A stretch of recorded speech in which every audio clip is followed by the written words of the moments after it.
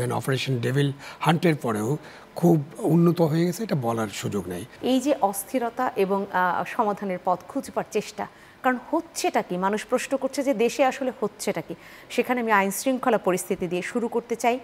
ডাকাতি, ধর্ষণের ঘটনা, ছিনতাই, বলা হচ্ছে বিভিন্ন রুটে মানুষ কোনোভাবে চলতে পারছে না। ঢাকা চট্টগ্রাম সড়কের কথা বলা হচ্ছে, টঙ্গীর কথা বলা হচ্ছে। এরকম যে বিক্ষিপ্ত শব্দগুলো সামাজিক যোগাযোগ মাধ্যম, মূলধারার গণমাধ্যম প্রতিদিন আমরা শুনতে পাচ্ছি, সেই জায়গায় আসলে এত অস্থিরতা কেন?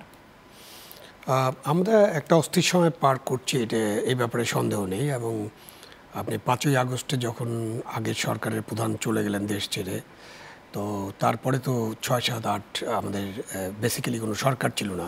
যদিও দেশে একজন রাষ্ট্রপতি ছিলেন এবং অন্যান্য অনেকেই ছিলেন, কিন্তু সেই সময়টা একটা সময় গিয়েছে। তারপরে তো আমাদের নোবেল লরেট ডক্টর ইউনূসকে অনুরোধ করা হয়, উনি এসে শপথ নেন এবং একটি তত্ত্বাবধায়ক অন্তর্বর্তীকালীন সরকার গঠন করা হয়। তো এই যে আন্দোলনের পিরিয়ডটা 36 দিন, জুলাই মাসের 30 দিন এবং আগস্ট মাসের 5 দিন, 36 দিনের মতো, এই পিরিয়ডে তো আন্দোলনের সময় বেশ কিছু ঘটনা ঘটে এবং সেই ঘটনায় হতাহত হয়, নিহত হন 1400-র বেশি ছাত্র জনতা, সাধারণ মানুষ, শ্রমিক মারা গিয়েছেন, নিহত হয়েছেন, শহীদ হয়েছেন এবং অনেক অগ্নিকাণ্ড ঘটেছে, অনেক কিছু ঘটেছে।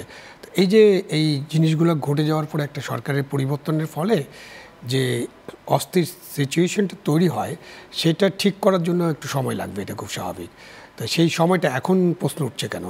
হয়তো আগস্ট মাসে আপনারা এই প্রশ্ন করেন নাই, সেপ্টেম্বর মাসের মাঝামাঝি পর্যন্ত হয়তো কেউ প্রশ্ন করে নেই, বাট এখন তো সরকারের বয়স 6 মাস পেরিয়ে গেছে, সুতরাং এখন প্রশ্ন আসছে যে এত সময় লাগছে কেন।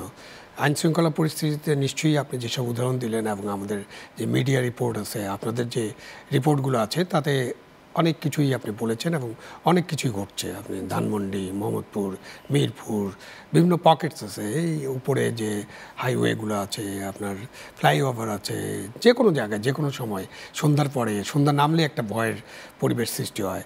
এর মধ্যে আইন শৃঙ্খলা বাহিনী কাজ করছে, চেষ্টা করছে, বাট যে ধরনের কঠোর চেষ্টা বা যে ধরনের কঠোর চেষ্টার পরে এটা পুরোপুরি নিয়ন্ত্রণে আনার কথা, ইভেন অপারেশন ডেভিল হান্টের পরেও খুব উন্নত হয়ে গেছে, এটা বলার সুযোগ নেই। বাট কাজ চলছে, কাজ করা হচ্ছে। এটার কী কারণ হচ্ছে, কী কারণে হয়, এটা অন্তর্বর্তীকালীন সরকারকে অ্যানালাইসিস করতে হবে। এবং আমরা একটা অ্যানালাইসিসও করতে পারি যে আমাদের যে পুলিশ বাহিনী আছে, তাদের উপরে যে আক্রমণ হয়েছিল এবং পুলিশের মানুষরা যারা নিহত হয়েছেন এবং তাদেরকে যে সুরক্ষা দেওয়া যায়নি, এবং বাংলাদেশ পুলিশ ফোর্স তো 200 বছরের পুরনো একটা ফোর্স, এবং সেটার উপরে অধিকাংশ থানায় আক্রমণ হয়েছে, পুলিশদের হত্যা করা হয়েছে, থানা পুড়িয়ে দেওয়া হয়েছে, অস্ত্রশস্ত্র লুট করা হয়েছে এবং একটা পরিস্থিতি হয়েছে। এবং ওই পরিস্থিতিতে ছাত্র জনতা যে পুরোপুরি এই কাজটা করছে এরকম ভাবার কোনো কারণ নেই। তারা খুব বিক্ষুব্ধ ছিলেন, মানুষ পুলিশের উপরে ক্ষুব্ধ ছিল, কিন্তু এই সুযোগে দুষ্কৃতিকারীরা পুলিশ স্টেশনে ঢুকে রেকর্ডপত্র পুরানো, অস্ত্র লুট করা, এই কাজগুলো ছাত্র জনতা করেছে এরকমটা আমি মনে করি না, বা রেকর্ড এটা বলে না, বা এখন পর্যন্ত এটা প্রমাণিত হয়নি। যা জানা যাচ্ছে যে যারা অস্ত্রগুলো লুট করে নিয়ে গেছেন, সেই সব অস্ত্রের 1/3 এখন উদ্ধার হয়নি।